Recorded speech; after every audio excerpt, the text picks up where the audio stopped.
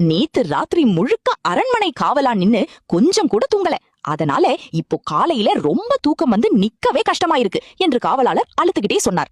அதை கேட்ட மன்னர், சபை இவ்வளவு அமைதியா இருக்கும்போது இப்படி சத்தமா கொட்டாவி விடுறது சரியில்லை என்று கோபமாக சொல்லி அவரை உடனே சிறையில் போட சொன்னார். அதோடு இனிமேல் யாராவது அரச சபையில் கொட்டாவி விட்டால் கடுமையான தண்டனை கிடைக்கும் என்று புதிய சட்டமும் அறிவித்தார். இதை கேட்ட தெனாலிராமன், அட இது எப்படி சாத்தியம், கொட்டாவி விடுறது இயற்கையான விஷயம்தானே என்று நினைத்து மன்னருக்கு இதை புரிய வைக்க ஒரு புத்திசாலித்தனமான திட்டம் யோசித்தார். அடுத்த நாள் ஒரு இசைக்கலைஞர் மெதுவாக தூக்கம் வர வைக்கும் மாதிரி இசை வாசிக்க ஆரம்பித்தார். அதை கேட்டவுடன் சபையில் இருந்த அனைவருக்கும் மெதுவாக தூக்கம் வர ஆரம்பித்தது. அமைச்சர்களும் காவலாளிகளும் கண்களை திறந்து வைக்க முயற்சி செய்தும் மிகவும் கஷ்டப்பட்டார்கள். அந்த நேரத்தில் தெனாலிராமன் திட்டமிட்டு ஒரு பெரிய கொட்டாவி விட்டார்.